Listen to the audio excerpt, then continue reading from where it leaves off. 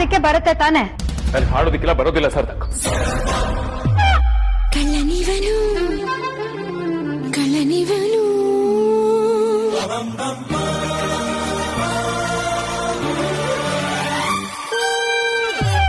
ಮತ್ತೆ ಚೆನ್ನಾಗಿ ಹಾಡ್ತಾನೆ ಅಂತೆಲ್ಲ ಬಿಲ್ಡಪ್ ಕೊಟ್ರಲ್ರಿ. ಅಮೂಲ್ಯೇಶ್ ಅವ್ರೆ, ನಮ್ ಬಾಸ್ಗೆ ಸ್ವಲ್ಪ ಹುಷಾರಿಲ್ಲ. ಮೊದಲನೇ ಸಲ ನಿಮ್ ಮುಂದೆ ಹಾಡ್ತಾ ಇದಾರಲ್ಲ, ಚೆನ್ನಾಗಿ ಹಾಡ್ಲಿಲ್ಲ ಅಂದ್ರೆ ಇಂಪ್ರೆಷನ್ ಹಾಳಾಗುತ್ತೆ ಅಂತ ಹಾಗೆ ಹೇಳ್ತಾ ಇದಾರೆ ಅಷ್ಟೇ. ಮದುವೆ ಮಂಟಪದಲ್ಲಿ ಹಾಡೇ ಹಾಡ್ತಾರೆ, ಯೋಚನೆ ಮಾಡಬೇಡಿ.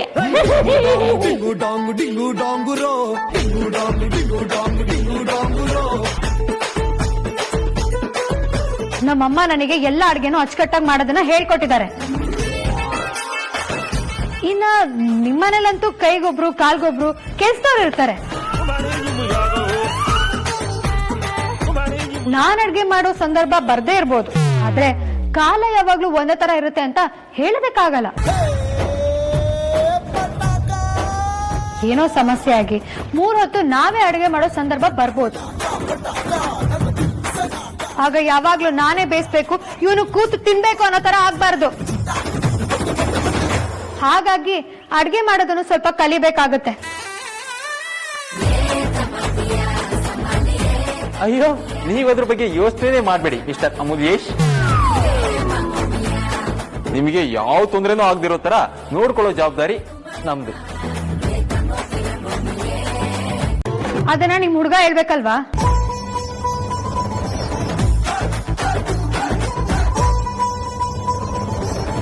ಸುಮ್ನೆ ಸರಿ ಅಂತ ತಲೆ ಅಲ್ಲಾಡ್ಸಿದ್ರೆ ಸಾಲದು. ಪ್ರಾಕ್ಟಿಕಲ್ ಆಗಿ ಅದನ್ನೆಲ್ಲ ಅಪ್ಲೈ ಮಾಡೋದಕ್ಕೆ ಗೊತ್ತಿರ್ಬೇಕು.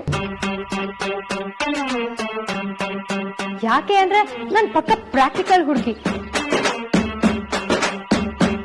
ಏನೋ ಆರೋಗ್ಯದಲ್ಲಿ ಏರುಪೇರಾದ್ರೆ ಯೋಗಕ್ಷೇಮ ವಿಚಾರಿಸ್ಕೊಂಡು ನನ್ಗೆ ಬಿಸಿ ಬಿಸಿ ಸ್ಟ್ರಾಂಗ್ ಕಾಫಿ ಮಾಡ್ಕೊಡ್ಬೇಕು.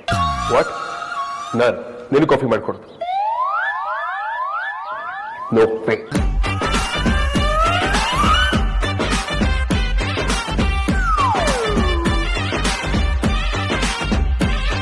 ಕಾಫಿ ಬೇಕು ಅಂದ್ರೆ ಬೇಕು ಅಂತ ಕೇಳು.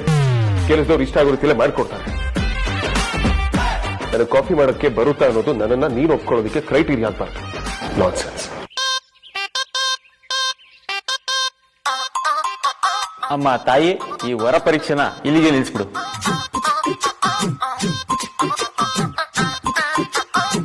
ಜಾಸ್ತಿ ಆದ್ರೆ ವೇದಾಂತ್ ಕೋಪ ಮಾಡ್ಕೊಳ್ತಾರೆ ಅಷ್ಟೇ.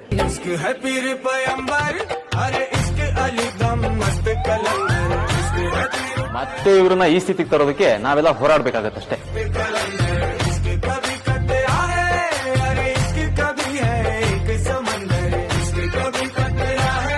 ಇವ್ರನ್ನ ಪರೀಕ್ಷೆ ಮಾಡಕ್ ಹೋಗಿ ನಮಗ್ ಶಿಕ್ಷೆ ಕೊಡ್ಬೇಡ ಅಷ್ಟೇ.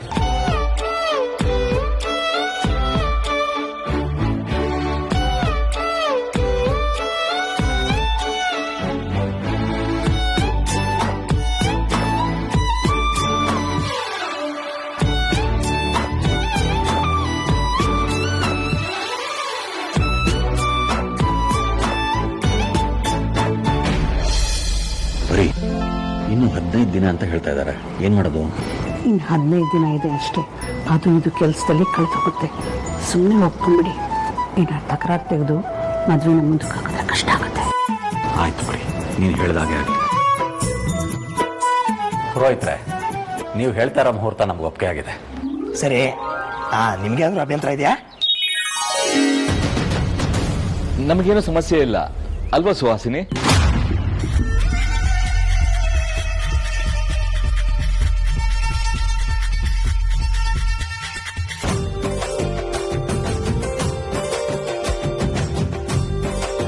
ನಾಳೆ ಒಂದಿನ ಬಿಟ್ಟು ನಾಡಿದ್ದೇ ನಿಶ್ಚಿತಾರ್ಥ ಅಂದ್ರು ನಮ್ಗೇನು ಸಮಸ್ಯೆ ಇಲ್ಲ ಅಲ್ವಾ ಸುಹಾಸಿನಿ?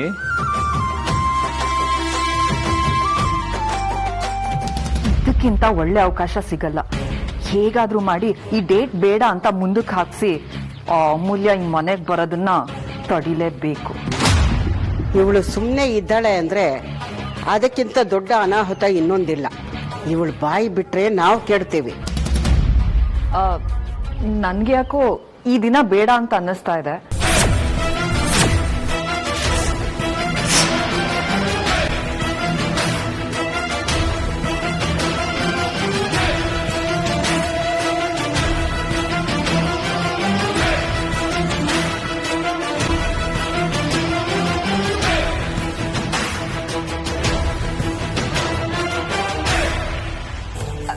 ನೀವೇನ್ ಗಾಬರಿ ಆಗ್ಬೇಡಿ. ಇವಳು ಹೇಳಿದ್ದು ಅದಕ್ಕೂ ಮೊದ್ಲೇ ಒಳ್ಳೆ ಮುಹೂರ್ತ ಸಿಗುತ್ತಾ ಅಂತ.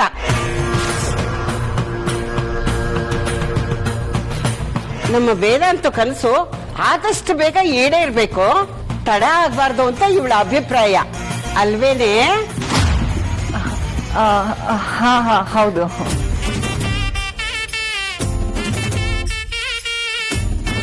ಕ್ಷಮಿಸಿಮ್ಮ, ಅದಕ್ಕಿಂತ ಮೊದಲು ಹೇಗೆ ನೋಡಿದ್ರು ಯಾವ ಮುಹೂರ್ತಾನೂ ಇಲ್ಲ. ಹಾಗಿದ್ರೆ ನಮ್ಮನ್ ಕೇಳೋದೇನಿದೆ? ನೀವ್ ಹೇಳಿದ ದಿನ ನಮ್ಗೆ ಒಪ್ಪಿಗೆ ಆಗಿದೆ, ನೀವೆಲ್ಲ ತಯಾರಿ ಮಾಡ್ಕೊಂಡ್ಬಿಡಿ.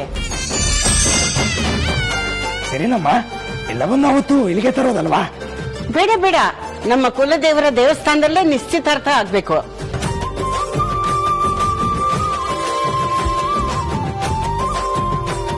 ಅದು ಒಳ್ಳೇದೇ. ಪೂಜೆ ಪರಿಕರಗಳನ್ನ ವ್ಯವಸ್ಥೆ ಮಾಡೋದು ಏನ್ ದೊಡ್ಡ ಸಮಸ್ಯೆನೇ ಅಲ್ಲ.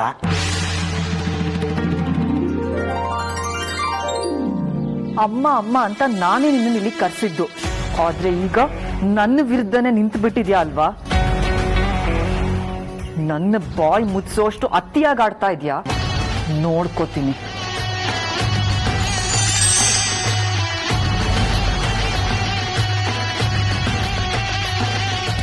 ಹೀಗ್ರೆ ಈಗ ಸಂತೋಷನಾ? ಹೆಣ್ಣು ಹೆಚ್ಚವ್ರ ಕನಸು ಇದೆ ಅಲ್ವಾ ಶ್ರೀಧರ್ ಅವರೇ?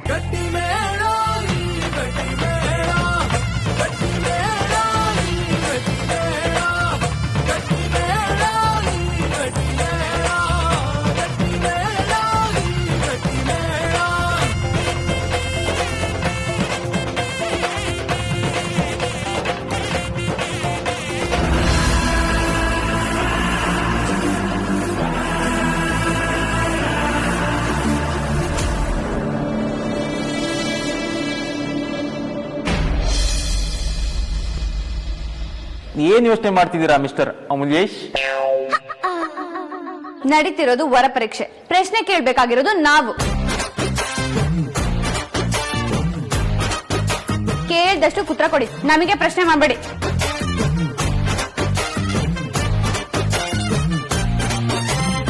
ನಮ್ಮ ಬಾಸು 100 ಜನಕ್ಕೆ ಇಂಟರ್ವ್ಯೂ ತಗೊಂಡಿದ್ದಾರೆ. ಆದ್ರೆ ಮುಂದೊಂದ್ ದಿನ ಅವರು ಈ ಲೆವೆಲ್ಗೆ ಇಂಟರ್ವ್ಯೂ ಕೊಡೋ ಸಮಯ ಬರುತ್ತೆ ಅಂತ ನಾನು ದೇವರನ್ನೇ ಅನ್ಕೊಂಡೇ ಇರಲಿಲ್ಲ.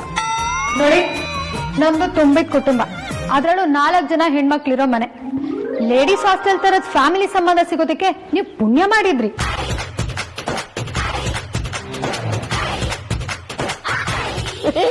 ಇದು ಲೇಡೀಸ್ ಹಾಸ್ಟೆಲ್.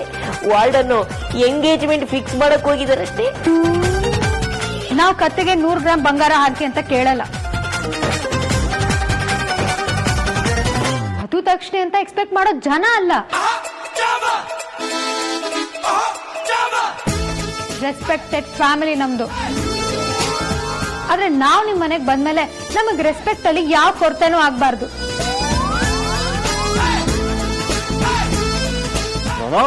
ನಮ್ದು ತುಂಬಾ ರೆಸ್ಪೆಕ್ಟೆಡ್ ಫ್ಯಾಮಿಲಿ, ಅದಕ್ಕೆಲ್ಲ ಏನ್ ಕೊರತೆ ಇಲ್ಲ. ಒಳ್ಳೇದು. ನಾವು ಕೈಗೆ ವಜ್ರದ ಉಂಗ್ರ ಹಾಕಿ ಅಂತ ಕೇಳಲ್ಲ. ಆದ್ರೆ ಕಷ್ಟದ ಸಂದರ್ಭದಲ್ಲಿ ವಜ್ರದ ತರನೇ ನನ್ ಜೊತೆ ಗಟ್ಟಿಯಾಗಿ ನಿಲ್ಬೇಕು. ಅದಕ್ಕೊಪ್ಕೆನಾ? ನಮ್ದು ಕಸ್ತೂರಿ ನಿವಾಸದ ವಂಶದ ತರ ಒಂದು ಸಲ ಕೈ ಹಿಡಿದ್ರೆ ಬಿಡೋ ಮಾತೇ ಇಲ್ಲ. ನಮ್ ವೇದಾಂತವರು ಈ ಉಪೇಂದ್ರ ಸಿನಿಮಾದಲ್ಲಿ ಬರ್ತಾವ ನಾನು ಕ್ಯಾರೆಕ್ಟರ್ ಆ ತರ ಒಳಗೊಂದು ಹೊರಗೊಂದು ಇಲ್ವೇ ಇಲ್ಲ. ಏನೇದ್ರು ಡೈರೆಕ್ಟ್ ಆಗಿ ಹೇಳ್ತಾರೆ. ಉಪ್ಪಿಟ್ಟು ಉಪ್ಪಿ 3 ಉಪ್ಪಿ 3 ಉಪ್ಪಿ 4 ಎಲ್ಲ. ಆಗ್ಲಿ, ನಾವ್ ನಿಮ್ಮ ಹತ್ರ ಮುತ್ತಿನ ಸರ ಎಲ್ಲ ಕೇಳಲ್ಲ. ಆದ್ರೆ ದಿನಕ್ಕೆ ಒಂದು 100 ಮುತ್ತು ಕೊಡಬೇಕು ಅಂತ ಹೇಳಕ್ ಬಂದ್ರಿ ತಾನೆ. ಯೋಚನೆ ಮಾಡಬೇಡಿ, ಈ ಮುತ್ತು ಅನ್ನೋದು ಒಂಥರ ತಣ್ಣೀರ್ ಸ್ನಾನ ಇದ್ದಂಗೆ. ಸ್ಟಾರ್ಟಿಂಗ್ ಮಾತ್ರ ಚಳಿ ಆಗುತ್ತೆ, ಆಮೇಲೆ ಅಭ್ಯಾಸ ಆಗೇ ಬಿಡುತ್ತೆ. ಈ ಅಧಿಕ ಪ್ರಸಂಗಿಗೂ ನಿಮ್ಗೂ ಏನ್ ಸಂಬಂಧ? ಯಾಕೆ ಮಧ್ಯೆ ಮಧ್ಯೆ ಮಾತಾಡ್ತಾನೆ? ಅವರು ಸ್ವಲ್ಪ ಹಾಗೇನೆ, ನೀವು ಅದನ್ನೆಲ್ಲ ಮನ್ಸಿಗೆ ಹಾಕೋಬೇಡಿ. ಆಯ್ತು, ನಾನೇನ್ ಮುತ್ತಿನ ಸರ ಕೇಳಲ್ಲ. ಆದ್ರೆ ನನಗ್ ಬೇಕು ಅಂದಾಗ ನನಗ್ ಮುತ್ ಬೇಕು.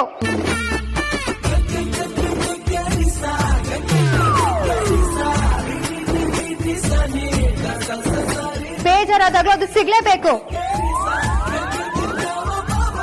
ಇದನ್ನೇ ಅಲ್ವಾ ನಾನು ಹೇಳಿದ್ದು.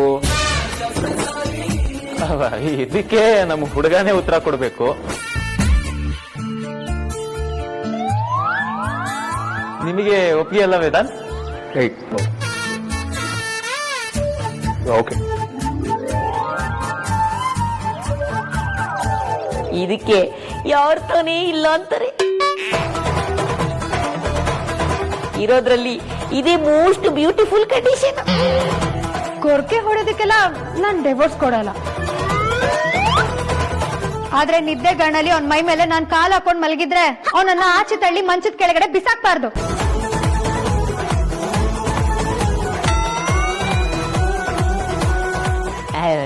ಆಕ್ಚುಲಿ ಕಂಡೀಷನ್ ಹೋಗ್ತಾ ಇರೋ ದಾರಿ ನೋಡಿದ್ರೆ ನೆಕ್ಸ್ಟ್ ಕಂಡೀಷನ್ ಕೇಳಿಸ್ಕೊಳ್ಳೋದಕ್ಕೆ ಹುಡುಗ ಹುಡುಗಿ ಇಬ್ರೇ ಇರೋದು ಒಳ್ಳೇದು ಅನ್ಸುತ್ತೆ. ಇವ್ರಿನ್ ಒಂದೇ ಒಂದ್ ಮಾತಾಡಿದ್ರು ನನ್ಗೆ ಈ ಸಂಬಂಧನೇ ಬೇಕಾಗಿಲ್ಲ. ಇಲ್ಲ ಇಲ್ಲ ಇಲ್ಲ mister Amulyesh, cool down cool down. ಇಷ್ಟೆಲ್ಲ ಆದ್ಮೇಲೆ ಅವರೇನು ಮಾತಾಡಲ್ಲ ಬಿಡಿ. ನನಗೆ ಅಳು ಬರೋದು ಅಪರೂಪ. ಆದ್ರೆ ಅಳು ಬಂದ್ರೆ ಅವ್ನು ನನಗ್ ನಗ್ಸ್ಬೇಕು. ನಾನ್ ಕೋಪ ಮಾಡ್ಕೊಂಡು ಮುಷ್ಟಿ ಕಟ್ ಹೊಡೆದಾಗ ಅವ್ನು ನನಗೆ ತಿರುಗಿಸಿ ಹೊಡಿಬಾರ್ದು. ನನ್ನ ಎದುರುಗಡೆ ಮಾತ್ರ ಡೀಸೆಂಟ್ ಆಗಿದ್ರೆ ಸಾಲ್ತು. ಒಬ್ನೇ ಇದ್ದಾಗ್ಲೂ ಬೇರೆ ಹುಡುಗಿನ ಕಣ್ಣೆತ್ ಕೂಡ ನೋಡ್ಬಾರ್ದು. ಈ ವಿಷಯದಲ್ಲಿ ನಮ್ ಬಡ ಬಾಸು ಶ್ರೀರಾಮಚಂದ್ರ ಇದ್ದಂಗೆ.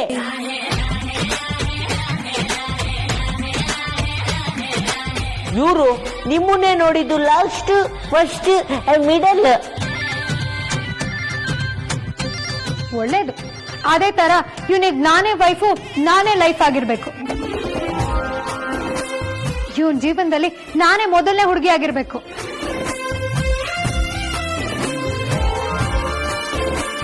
ನಾನೇ ಕೊನೆಯವಳು ಕೂಡ ಆಗಿರ್ಬೇಕು. ಅದನ್ನೀಗಾಗ್ಲೇ 1000 ಸಲ ಹೇಳಾಗಿದೆ. ಆಯ್ತು, ನಾನು ಕೇಳಿಸ್ಕೊಂಡಿದ್ದೀನಿ. ಮದ್ವೆಗೂ ಮುಂಚೆ ಎಲ್ಲಾನು ಚೆನ್ನಾಗೇ ಇರುತ್ತೆ. ಆದ್ರೆ ಮದ್ವೆ ಆದ್ಮೇಲೂ ಕೂಡ ಜೀವನ ಕ್ಯೂರಿಯಸ್ ಆಗೇ ಇರ್ಬೇಕು, ಬೋರ್ ಆಗ್ಬಾರ್ದು. ನನ್ನ ಕೈಲಾದಷ್ಟು ಕ್ಯೂರಿಯಾಸಿಟಿನ ಉಳಿಸ್ಕೋತೀನಿ. ಪ್ರೀತಿ ಪ್ಯೂರ್ ಆಗಿದ್ರೆ ಲೈಫ್ ಬೋರ್ ಆಗೋದಿಲ್ಲ. ಪರವಾಗಿಲ್ವೇ, ನಿಮ್ ಹುಡುಗ ತುಂಬಾನೇ ಚೆನ್ನಾಗಿ ಮಾತಾಡ್ತಾನೆ. ನೀವೆಲ್ಲರೂ ಚೆನ್ನಾಗಿ ಕ್ಲೋಸ್ ಆಗಿದ್ದೀರಾ ಅನ್ಸುತ್ತೆ. ನಾವು ಪ್ರೀತಿ ಮದ್ವೆ ಆಗ್ತಿರೋರು. ಲವ್ ಮ್ಯಾರೇಜ್ ಅಂದ್ಮೇಲೆ ಫ್ಯಾಮಿಲಿ ಸಪೋರ್ಟ್ ತುಂಬಾನೇ ಇಂಪಾರ್ಟೆಂಟ್. ನಮ್ಮಿಬ್ರ ಮಧ್ಯೆ ಮಿಸ್ಅಂಡರ್ಸ್ಟ್ಯಾಂಡಿಂಗ್ ಬಂದ್ರೆ ನೀವೆಲ್ಲರೂ ನಮ್ ಜೊತೆ ನಿಂತು ಇದೇ ರೀತಿ ಸಪೋರ್ಟ್ ಮಾಡ್ಬೇಕು. ಅದೆಲ್ಲ ನೀವು ಕೇಳ್ಬೇಕಾ ಮಿಸ್ಟರ್ ಅಮೂಲ್ಯೇಶ್? ಅದ್ ಯಾವಾಗ್ಲೂ ಇದ್ದೇ ಇರುತ್ತೆ. ತುಂಬಾ ಸಂತೋಷ. ಕೊನೆಯದಾಗಿ ಕೆಲವು ಕಂಡೀಷನ್ಸ್ ಇದೆ, ಹೇಳ್ಬಿಡ್ತೀನಿ. ರೋಡ್ ಸೈಡ್ ಪಾನಿಪುರಿ ತಿನ್ನೋದಕ್ಕೆ ನಕರ ಮಾಡೋ ಹಾಗಿಲ್ಲ. ಮಾಡಲ್ಲ. ವಿದ್ಯಾರ್ಥಿ ಭವನ್ ಮಸಾಲೆ ದೋಸೆ ತಂದ್ಕೊಡೋದಕ್ಕೆ ಮರೆಯೋ ಹಾಗಿಲ್ಲ. ಮರಿಯಲ್ಲ. ನಮ್ದು ಮಾತ್ ಜಾಸ್ತಿ. ರಿಲೇಟಿವ್ಸ್ ತಪ್ಪು ತಿಳ್ಕೊಳ್ತಾರೆ, ಸೈಲೆಂಟ್ ಆಗಿರು ಅಂತ ಹೇಳೋ ಹಾಗಿಲ್ಲ. ಅನ್ನಲ್ಲ. ನಾನು ಮನೆ ಸೆಕ್ಯೂರಿಟಿಗೂ ಅಣ್ಣ ಅಂತಾನೆ ಕರೆಯೋದು. ಆ ಓನರು ಸ್ವಲ್ಪ ಡಿಗ್ನಿಟಿ ಮೇಂಟೈನ್ ಮಾಡು ಅನ್ನೋ ಹಾಗಿಲ್ಲ. ಖಂಡಿತ ಅನ್ನಲ್ಲ. ನಮ್ಮ ಅಪ್ಪ ಅಮ್ಮನ್ ಕೂಡ ತನ್ನ ಅಪ್ಪ ಅಮ್ಮ ಅನ್ಕೋಬೇಕು. ಖಂಡಿತ. ಆದ್ರೆ ಮಗಳಾಗಿರೋ ನಿಮ್ಮನ್ನ ತಂಗಿ ಅಂತ ಮಾತ್ರ ಅನ್ಕೊಳ್ಳಲ್ಲ. ಮಿಸ್ಟರ್ ಅಮೂಲ್ಯೇಶ್ ಬನ್ನಿ, ನೀವು ಕೂತ್ಕೊಳ್ಳಿ ಕೂತ್ಕೊಳ್ಳಿ. ಇನ್ನು ಖಂಡಿತ ಅವ್ನು ಮುಂಗ್ ಮಾತಾಡಕ್ ಬಿಡಲ್ಲ. ಸುಮ್ಮನೆ ಕೊಡ್ರಿ, ನೀವು ಕೂತ್ಕೊಳ್ಳಿ ಅಮೂಲ್ಯೇಶ್, ಕೂತ್ಕೊಳ್ಳಿ. ಕೂಲ್. ನಾನು ಇಷ್ಟೆಲ್ಲ ಕಂಡೀಷನ್ಗೆ ನಿಮ್ಗೆ ಒಪ್ಕೆ ಅಂದ್ರೆ ನನ್ಗೂ ನಿಮ್ ಹುಡ್ಗ ಒಪ್ಕೆ. ವೇದಾಂತ್, ನಿಮ್ಗೂ ಒಪ್ಪಿಗೆ ಇದೆ ಅಂತ ಹೇಳ್ಬಿಡಿ. ಇವಳು ಇಷ್ಟೋ ತನಕ ಹೊಸದು ಅನ್ನೋದ್ ರೀತಿ ಯಾವ್ದೂ ಹೇಳಿಲ್ಲ. ಇದೆಲ್ಲ ನನಗೆ ಯಾವತ್ತೂ ಓಕೆ. ಆಯ್ತಲ್ಲ ಮಿಸ್ಟರ್ ಅಮೂಲ್ಯೇಶ್, ಸಂಬಂಧ ಕೂಡ್ ಬಂತು.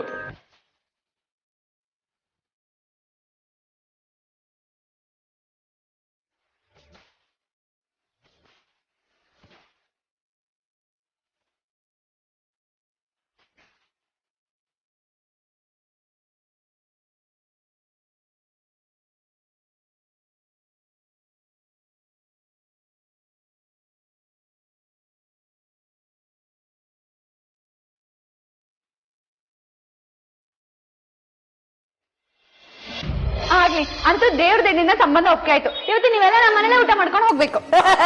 ಸೂಪರ್ ನೀವು ಮಿಸ್ಟರ್ ಅದಿತೇಶ್. ನಾವು ಇದೇ ಎಕ್ಸ್ಪೆಕ್ಟೇಷನ್ ಅಲ್ಲೇ ಬಂದಿದೀವಿ. ನಾನು ಅದಿತೇಶ್ ಇಲ್ಲ, ಅವಳು ಅಮೂಲ್ಯೇಶ ಇಲ್ಲ. ನಾನು ಆದಿತ್ಯ, ಅವಳು ಅಮೂಲ್ಯ. ಆಟ ಮುಗೀತು. ಓಕೆ ಮಿಸ್ ಕುಂಬ್ಳುಕಾಯಿ. ನಿನಗೆ ಈಗ ಸಮಾಧಾನ ಆಯ್ತಾ? ನಾನೆಲ್ಲ ತರ್ಲೆಗಳಿಗೆ ನೀನ್ ಮೊದ್ಲು ಇಲ್ಲ ಅಂದ್ರು ಆಮೇಲೆ ಅದನ್ನ ನೆರವೇರಿಸ್ಬೇಕು ಆಯ್ತಾ? ಇಲ್ಲ ಅಂದ್ರೆ ನಂದು ಅತೃಪ್ತ ಆತ್ಮ ಆಗ್ಬಿಡುತ್ತೆ ಅಷ್ಟೇ. ಸರಿ ಸರಿ, ಎಲ್ಲ ನೆರವೇರಿದ್ದಾಯ್ತಲ್ಲ.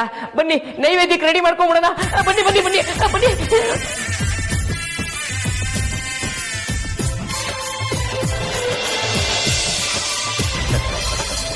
ಸರಿ, ನಾವೇನ್ ಬರ್ತೇವೆ. ಇರಿ ಬೀಗ್ರೆ, ತುಂಬಾ ಅಪರೂಪಕ್ಕೆ ಬಂದಿದ್ದೀರಾ, ಊಟ ಮಾಡ್ಕೊಂಡು ಹೋಗ್ಬೋದಲ್ವಾ? ಯಾಕೆ, ಮನೆಯವರೆಲ್ಲ ಇಲ್ಲಿಗೆ ತುಂಬ್ತಾ ಇದಾರಲ್ಲ, ಪರ್ಮನೆಂಟ್ ಆಗಿ ಎಲ್ರು ಇಲ್ಲೇ ಬಂದು ಇದ್ಬಿಡ್ಲಿ ಬಿಡಿ. ಇಲ್ಲ ಶ್ರೀಧರ್ ಅವರೇ, ಇನ್ನೊಂದ್ಸಲ ಬರ್ತೀವಿ. ನಿಮ್ಗೆ ಗೊತ್ತಲ್ಲ, ಮೆಸ್ ಕೆಲಸ ಇರುತ್ತೆ, ಹಾಗೆ ಬಿಟ್ಟು ಬರೋಕ್ಕಾಗಲ್ಲ. ಇನ್ನು ಒಂದು ಸಲ ಅಲ್ಲ ಪರಿಮಳ, ಇನ್ನು ಯಾವಾಗ್ಲೂ ಬರ್ತಾನೆ ಇರ್ಬೇಕು. ಈಗ ನಿನಗಿದ್ದು 2 ಹೆಣ್ಮಕ್ಳ ಮನೆ.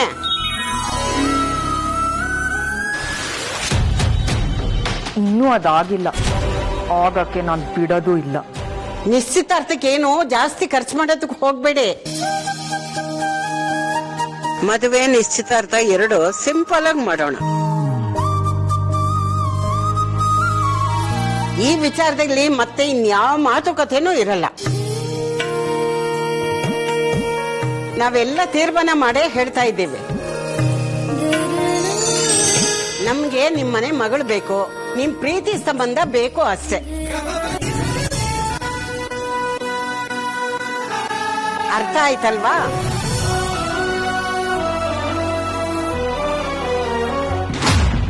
ನೀನೇನಾದ್ರೂ ಬೇಕು ಅಂತ ಹೇಳಿದ್ರು ಕೊಡಕ್ ಅವ್ರ ಹತ್ರ ಏನೂ ಇಲ್ಲ. ಭಿಕಾರಿಗಳು 4 ಹೆಣ್ಮಕ್ಳನ್ನ ಹೆತ್ತು ಶ್ರೀಮಂತರಾಗ್ಬೇಕು ಅಂತಿದ್ದಾರೆ. ಛೇ, ನಾಚಿಕೆ ಆಗ್ಬೇಕು. ನೀವೀಗ ಬಸ್ಸಲ್ಲಿ ಆಟೋದಲ್ಲೆಲ್ಲ ಹೋಗೋದ್ ಬೇಡ, ಕಾರ್ ತೆಗೆ ಕೇಳಿದೀನಿ, ಕಾರಲ್ಲೇ ಹೋಗಿ. ಅಯ್ಯೋ ಅದೆಲ್ಲ ಯಾಕೆ, ಏನು ಬೇಡ. ಬೇಕಂತ ಯಾರು ಕೇಳಿದ್ ನಿಮ್ಮನ್ನ? ಕಾರ್ ಅರೇಂಜ್ ಮಾಡಿದೀನಿ, ನೀವು ಹೋಗಿ ಕೂತ್ರಾಯ್ತಷ್ಟೇ. ಸುಹಾಸಿನಿ, ನಾವಿನ್ ಹೊರಡ್ತೀವಿ. ಸರಿ. ಸುಹಾಸಿನಿ,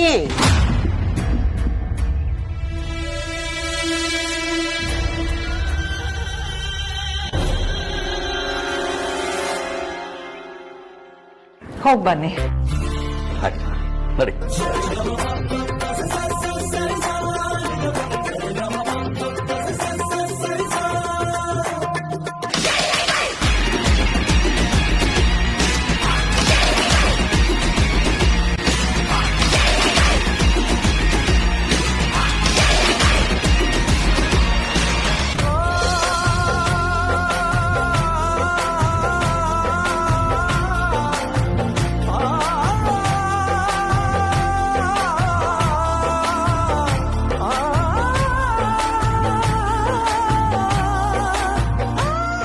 ಅದಿತಿ, ನೋಡ್ತಾನೆ 22 ಲಡ್ಡು ತಿಂದಲೆ, ಇವೆರಡು ಸೇರಿದ್ರೆ 2 ಡಜನ್. ನೀನ್ ಹಿಂಗೆಲ್ಲ ತಿನ್ನೋದು ಯಾರಾದ್ರೂ ನೋಡಿದ್ರೆ ರಾಕ್ಷಸಿ ಅನ್ಕೊಳ್ಳೋದ? 22 ಲಡ್ಡು ಸುಮ್ನೆ ತಿಂತಾ ಇದೀನಿ. ನಾನ್ ದಿನ ಓಡಾಡ್ಕೊಂಡು 68 ಲಡ್ಡು ಖಾಲಿ ಮಾಡ್ತೀನಿ. ಇದನ್ನು ತಿಂದು ತೇಗ್ಬಿಡು. ಸಾರ್ಥಕ, ನಿಜ ಹೇಳಿ, ಇದು ಪಕ್ಕ ಡ್ರ್ಯಾಕುಲಾ ಫ್ಯಾಮಿಲಿ ತಾನೆ? ಅದ್ರ ನಿಜ ಹೇಳೋದೇನ್ ಬಂತು? ಇದು 100% ಡ್ರ್ಯಾಕುಲಾ ಫ್ಯಾಮಿಲಿನೇ, ಡೌಟೇ ಇಲ್ಲ.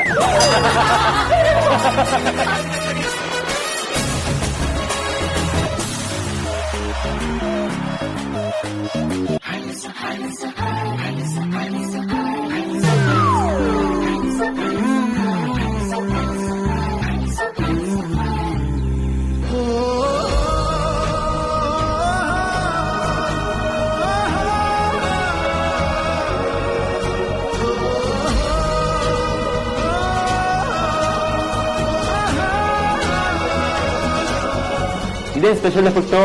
ಹುಡುಗನ್ ನೋಡಕ್ ಬಂದಿದ್ದೀನಾನೆ, ಮದ್ವೆ ತಿನ್ನೋ ತರ ನೀವು ತಿನ್ಸ್ಕೊತಿದ್ದೀರಾ? ಅಣ್ಣ, ನಿನಗ್ ಚಾನ್ಸ್ ಸಿಕ್ಕಿಲ್ಲ ಅಂತ ಯಾಕೆ ಕೂತ್ಕೊಳ್ತಿದ್ಯಾ? ಇದು ನಮ್ಮನೇಲಿ ಆಡಾಗಿರೋ ಹೊಸ ಶಾಸ್ತ್ರ. ಮನುಷ್ಯರಾಗಿದ್ದ ನಮ್ಮ ಬಾಸ್ನ ಹತ್ತು ಹೋಗಿ ಡ್ರ್ಯಾಕುಲಾ ಮಾಡಾಗ್ತಾ ಇದ್ದಾರೆ. ಏನ್ರಿ ಗೊಣಗ್ತಾ ಇದ್ದೀರಾ? ಏನು ಇಲ್ಲ, ಎಂತ ಫ್ಯಾಮಿಲಿ ಇದು. ಇದರಲ್ಲಿ ನನಗೂ ಒಂದ್ ಜಾಗ ಇದೆ ಅನ್ನೋದೇ ನನ್ನ ಡ್ರ್ಯಾಕುಲಾ ಭಾಗ್ಯ, ಅಲ್ಲ ಸೌಭಾಗ್ಯ. ದಬಾಯಿಸಿ ಬಾರಿಸಿ. ಇನ್ನು 4 ಮಕ್ಳಿ ಅನ್ನ ಇದೆ, ನಿನ್ ಸೂಟ್ ಚೆನ್ನಾಗಿದೆ, ನಂಗೆ ತುಂಬಾ ಇಷ್ಟ ಆಯ್ತು. ನಿನಗೆ ಇಷ್ಟ ಆಗ್ಲೇಬೇಕಲ್ವಾ? ಇದು ನಿನ್ ಸೆಲೆಕ್ಷನ್ ತಾನೆ? ತಗೊಳಪ್ಪ. ಅಪ್ಪಂಗ್ ಮಾತ್ರ ನಿನ್ ಜೊತೆ ಸೂಟ್ ತಗೊಳ್ಳೋಣ ಅನ್ಕೊಂಡಿತ್ತು. ನಿನಗೆ ಯಾವಾಗ ಸೆಲೆಕ್ಟ್ ಮಾಡಿದೀನಿ? ನಾನು ಇದನ್ನ ತಗೊಳ್ಬೇಕಾದ್ರೆ ನಿನ್ನ ಜೊತೆ ಬಂದಿದೆ ಅಂತ ನಾ ಹೇಳ್ತಿಲ್ಲ, ಬಟ್ ಇವತ್ತು ಇದನ್ನ ನಾನು ಹಾಕೊಂಡ್ ಬರ್ಲೇಬೇಕು ಅಂತ ನೀನೇ ತಾನೆ ಮನೆ ಕೊರಿಯರ್ ಮಾಡಿದ್ದು. ಒಳ್ಳೆ ಕಾಮಿಡಿ ನೀನು, ಆದ್ರೆ ನಗು ಬರ್ತಿಲ್ಲ. ಅಲ್ಲ, ಇಷ್ಟು ಕಾಸ್ಟ್ಲಿ ಸೂಟ್ ನ ನಾನ್ ಹೇಗ್ ಪಾರ್ಸಲ್ ಮಾಡೋದಕ್ಕಾಗತ್ತೆ? ನಾನೇ ಪರ್ಚೇಸ್ ಮಾಡೋದಾಗಿದ್ರೆ ನಿಮ್ಗೊಂದು ಕುರ್ತಾ ಕಳಿಸಿದೆ, ಆದ್ರೆ ಇಷ್ಟು ರಿಚ್ ಆಗಿರೋ ಸೂಟ್ ಅಂತೂ ಕಳಿಸ್ತಾ ಇರ್ಲಿಲ್ಲ. ಏನದು ಕೈಯಲ್ಲಿ? ಅಲ್ಗೇನಾದ್ರು ತಲುಪಿಸ್ಬೇಕಿತ್ತ? ಅವರೇ ಕಳಿಸಿದ್ದಾರೆ. ಇದು ಬರೋದಕ್ಕೂ ಮುಂಚೆ ಅಮೂಲ್ಯ ನೀನು ಫೋನ್ ಮಾಡಿ ಹೇಳಿರ್ತಾಳೆ. ನನಗೇನು ಹೇಳಿಲ್ಲ. ಏನಿದು? ಏನ್ ಕಳ್ಸಿದಾಳೆ? ನಿನಗೆ ಸರ್ಪ್ರೈಸ್ ಕೊಡ್ಬೇಕು ಅಂತ ಹೇಳಿಲ್ಲ ಅನ್ಸುತ್ತೆ. ಸಾರಿ ಕಣೋ, ನನಗೆ ಕುತೂಹಲ ತಡೆಯದೆ ಓಪನ್ ಮಾಡಿ ನೋಡ್ಬಿಟ್ಟೆ. ಇಷ್ಟು ಕಾಸ್ಟ್ಲಿ ಸೂಟ್ ನ ನಾನ್ ಹೇಗ್ ಪಾರ್ಸಲ್ ಮಾಡೋದಕ್ಕಾಗತ್ತೆ?